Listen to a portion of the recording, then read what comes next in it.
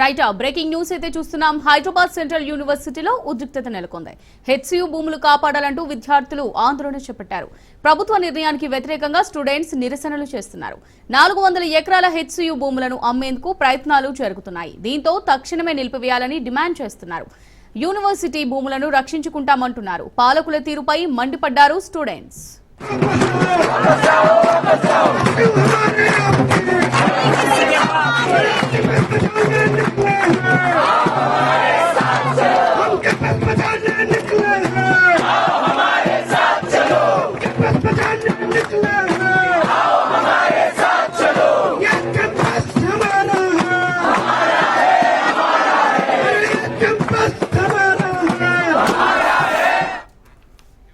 Hyderabad central యూనివర్సిటీలో ఉద్రిక్తత నెలకొంది. హెచ్సియు భూములు కాపాడాలంటూ విద్యార్థులు ఆందోళన చేపట్టారు. ప్రభుత్వ నిర్ణయానికి వ్యతిరేకంగా స్టూడెంట్ నిరసనలు చేస్తున్నారు. యూనివర్సిటీ భూములు కాపాడుకుంటామంటున్నారు. ఇక దీనికి సంబంధించి మరిన్ని డీటెయిల్స్ మా క్రైమ్ బ్యూరో చీఫ్ పవన్ అందిస్తారు. పవన్,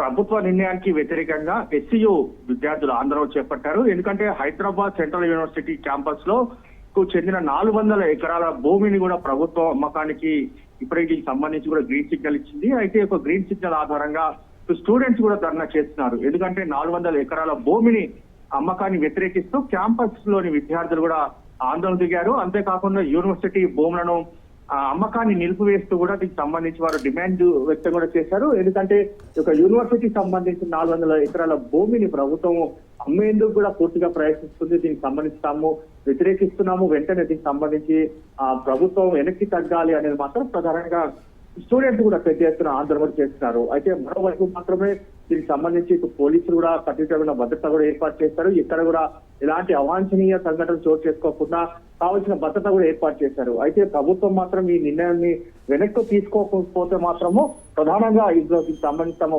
భవిష్యత్ కార్యాచరణ కూడా ఉండబోతుంది. అంతేకాకుండా ప్రభుత్వం నిర్ణయానికి దీనికి సంబంధించి కూడా ఎవరైనా కొనడానికి వస్తే కూడా తాము వ్యతిరేకిస్తామని చెప్పి కూడా ఇందులో విద్యార్థులు కూడా ఆందోళన చేపట్టిన పరిస్థితి చూస్తున్నాము.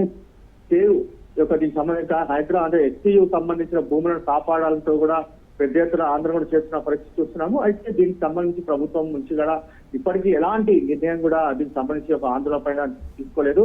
అయితే దీనికి సంబంధించి మాత్రం ప్రభుత్వం 400 ఎకరాల భూమిని అమ్మేందుకు కూడా దీనికి సంబంధించి గ్రీన్ సిగ్నల్ ఇచ్చింది. Right, thanks for the updates Pawan.